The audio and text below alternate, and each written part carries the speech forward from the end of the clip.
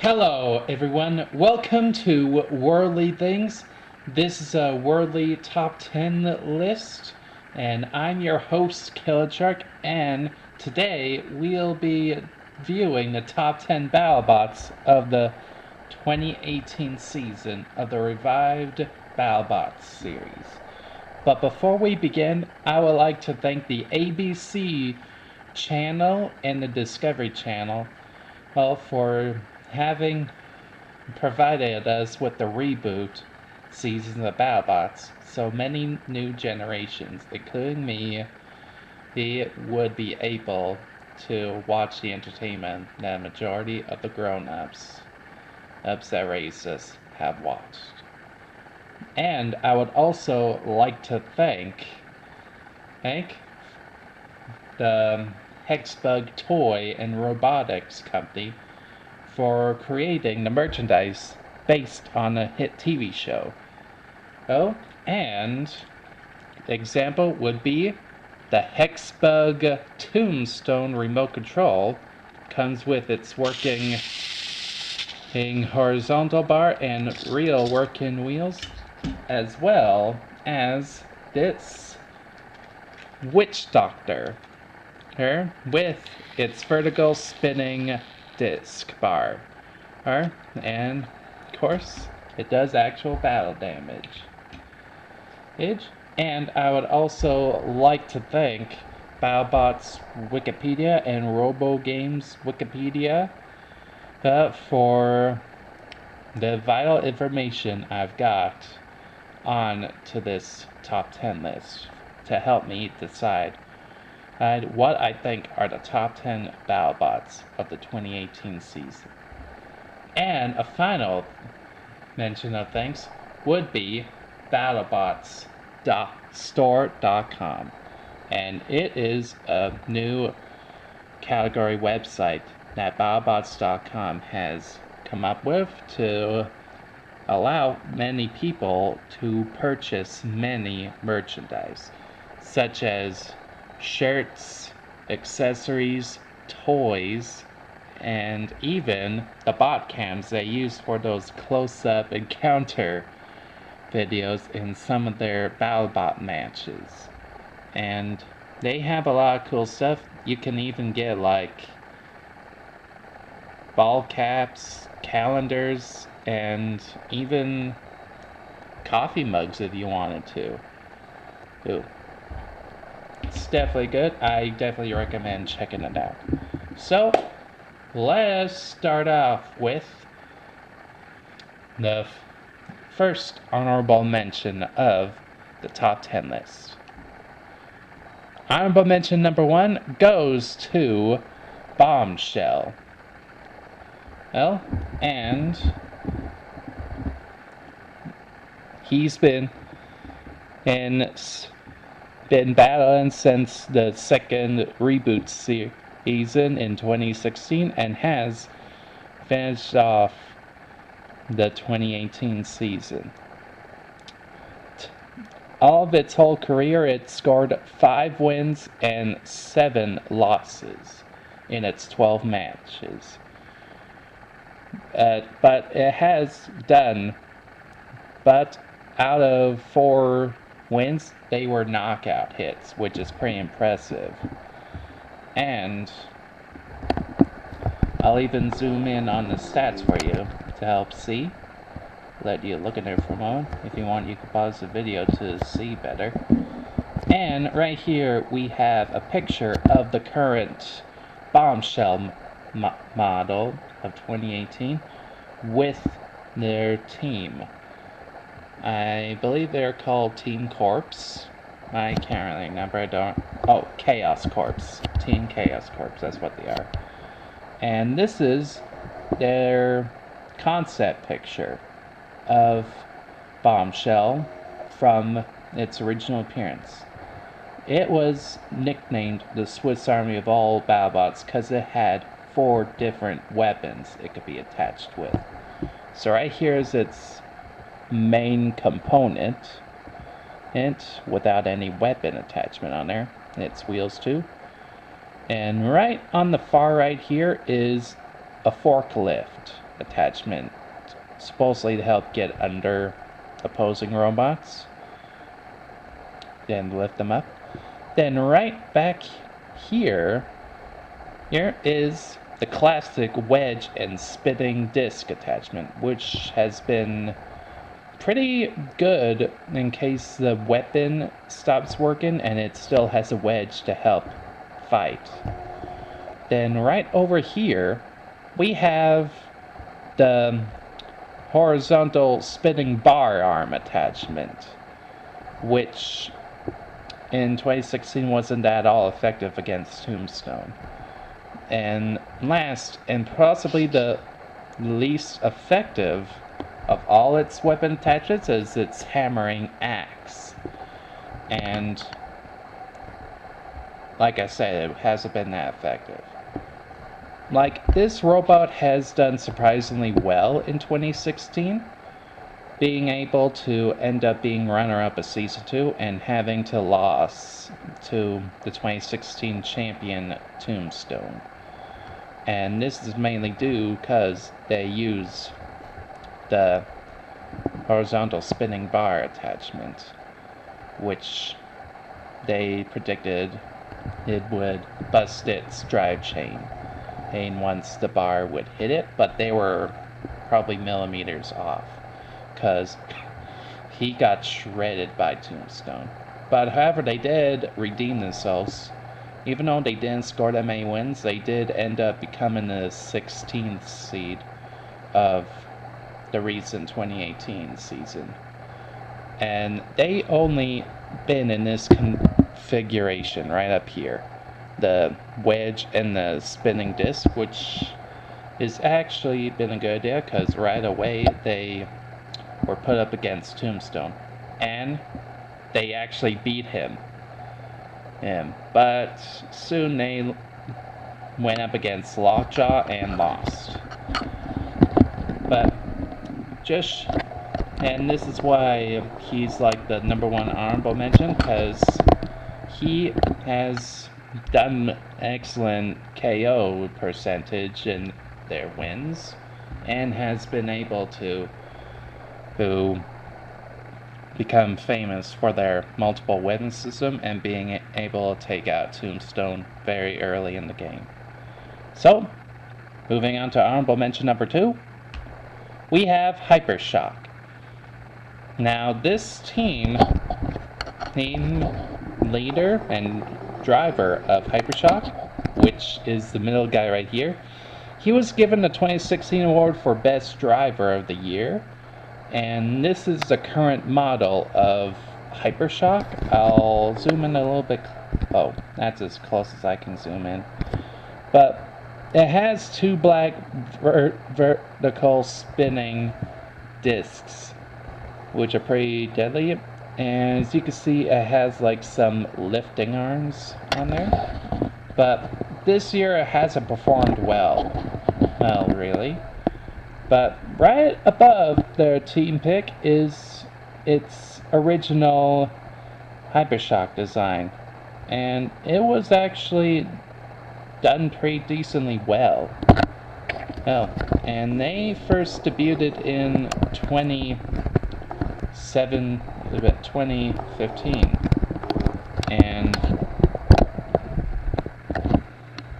they did fairly well. Like, out of all their whole career, they only got like 4 wins and 5 losses. But what makes them the honorable mention number 2 is not only because of its excellent driving skills of its team and its speed, but also because it has 100% KO percentage in all 4 of its wins, because it scored 4 knockout wins. So, one thing that actually makes them a fan favorite is because in like the fight when they went up against Warrior Clan of Team Waiachi, they used a rake attachment. That's right, a rake, as in a leaf rake, installed onto the top of their Battlebot to whack the flying flamethrower drone from above. And it's been kind of an icon for them. So, moving on to honorable mention number 3, we have Endgame. Now, I did the best I could to research this guy, because I remembered that Endgame's team and the robot itself were in China a while ago, and they won a lot of matches. And I did the best I could to find resource materials reliable enough, but I just couldn't find them. So here's a pic of the Australians with Endgame itself, and it is a vertical spinning disc robot with a very simplified slight slope, and which gives a huge advantage in like low center of gravity because of how low and wide it is. But the biggest problem with this robot is it has no self-right mechanism, and it lost quite a couple of matches because of that. But one thing that makes this the number 3 seed is because it has the fastest spinning weapon on the whole, in the whole Battlebots competition. Like, literally 250 miles per hour, whereas most would go around 200 miles per hour. And that's on like a 45-pound spinning disc. So moving on to the status, again, I tried the best I could to find the resources, but I just put down 2018 to present, and they done like 2 wins and 4 losses. But again, they are number 3 not just because of how deadly their spinning disc is, but because 100% of their matches, 100% of their wins was KOs, very similar to Hypershock's results. So, moving on to number 4 on the honorable mentions is Sawblaze. Now, this guy is the most effective Saw-related Battlebot. And the reason why it is not just because of the diamond cutting saw itself, but also of its dustpan wedge design, which has been very effective at scooping up multiple Battlebots. But its biggest weakness has been its exposed tires at the rear, which has been proven so in its matchup against Monsoon. Like, they did pretty well in like season 3, like very well. And these guys have been performing since 2016. Come on. Focus in on there, you stupid piece of... Okay, yeah, 2016, they got like 5 wins and 3 losses. Now, the reason why they're honorable mention number 4 is because even though they had a pretty good success rate, they only got like 2 knockout hits in their 5 wins, and they failed to move on very well enough to be in the top 10. So moving on to honorable mention number 5, we have Monsoon. Now, as I mentioned before, Sawblaze lost to these guys in like the Sweet 16 rounds, and the reason why this guy's honorable mention number 5 is because even though they succeeded 1 round better than Sawblaze in the Sweet 16, they aren't as effective. Like, these guys are from the UK, by the way, if you couldn't really tell. And they started performing in like 2018, I believe. And I think they're still performing now. And their success rate is 4 wins and 2 losses. And 50% of their wins is due to knockouts. So this guy is pretty effective because this spinning bar then goes like around 200 miles per hour, and the vertical spinning bar has been proven pretty effective, but just not effective enough to make it far. So moving on to the top 10, we have Witch Doctor. Now, earlier in the video, well, you've seen that I've shown you the Witch Doctor Hex book. Now this is based off of like the season 1 debut. As you can see right here, there's its little robot shaman and Witch Doctor with its vertical spinning disc and wedge. Now in season 2 they did like a slight difference by adding like a self-riding mechanism, but it's proven ineffective, and they did make it that far in like robot and the Battlebots first 2 seasons. But this is a picture of their team getting together, and the Witch Doctor robot itself with like a major revamp. Like this time they got rid of the mini bot shaman to add extra ribcage like armor on there and a better weapon system on there, which has been proven pretty successful in like 2018. And they even did like a better self-ride mechanism, which actually helped better. But the reason why they're number 10 is because they've been performing since 2013 to present, even though they never performed in 2013 on any of the Battlebots related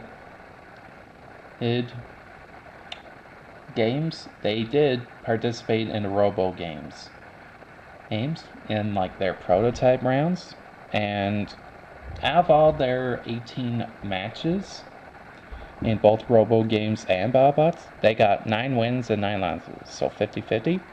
But they make up for it by making it to number 10 with their knockouts, like almost 100%, like just short of 10%, like 90% roughly. And because of how well they drive around, their overall career and scoring, that's why they're rated number 10 on the top 10 list here. So moving on to number 9, we have Warhead. And this guy came from like the final season of the original Battlebot seasons in season 5. And here it is with its well-known spinning disc head and its scorpion style body. And right down below we have the T-Rex clamping head attachment along with its team. And this T-Rex head attachment actually debuted in season 2. Which was proven to be effective. And by season 2 I mean the reboot series, not the original. And since then it became a fan favorite long before the T-Rex head. And they would have done well in season 3, but unfortunately in a match against Warrior Clan, their disc spinner became severely damaged, so they couldn't move on to the Sweet 16.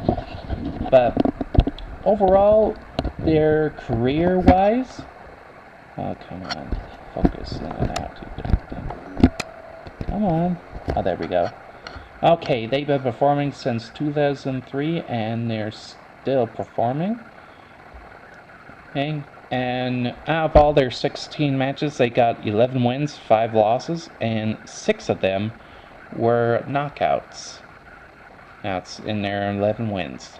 So, not the most successful knockouts, but still pretty good career. The reason why they are number 9 is because of their service, their career length, the number of wins and compared to losses, and their multiple head attachments makes them number 9. So moving on to number 8, we have Lockjaw. Now this guy has become my new generation robot favorite since the 3rd season of the reboot show. That has recently become my favorite. And right down below we have its original design by the legendary Donald Hudson of the Dissector from the original series, and it was originally a clamping robot, very similar to Dissector. But in the first 2 seasons it appeared, it was proven ineffective, so luckily they switched to a much more effective lifting arm and vertical bar disc spinning robot, which has given them a much better winning percentage than before. So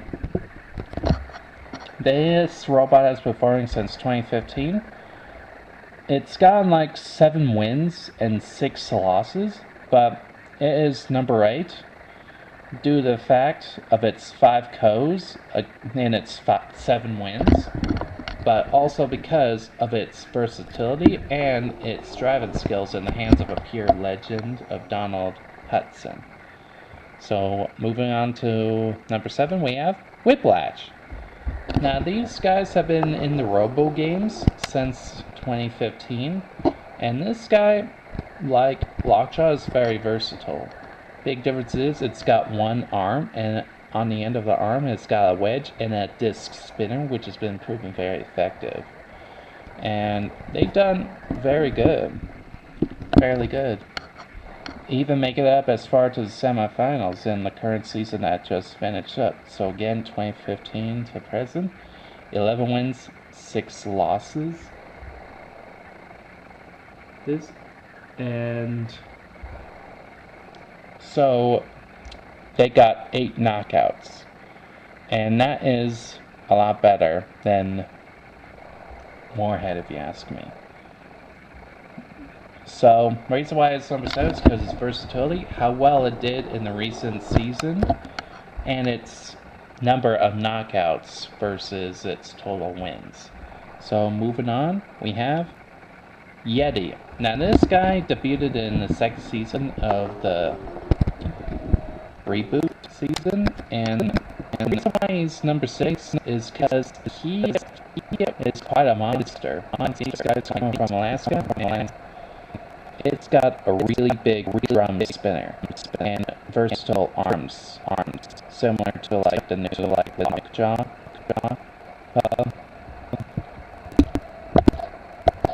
And right up top, we got like the recently new defensive wedge, smaller drum spinner configuration that came up with for like the new season. And the only time they used it was against Ice Wave here. Unfortunately, yeah, she lost you, but. And right here, overall career, they've been playing since 2016. 7 wins versus 3 losses. And they got 5 knockouts in their 7 wins. And they're number 6 because of how went tight.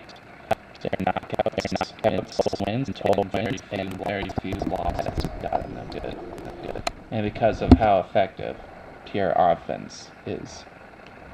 Now, number 5 is Minotaur, and this guy was the runner-up of the recent season. And these guys, they've been performing aerobic games for years, but however, they created Minotaur for Battlebots. They've been using a very different robot called Taurus Maximus.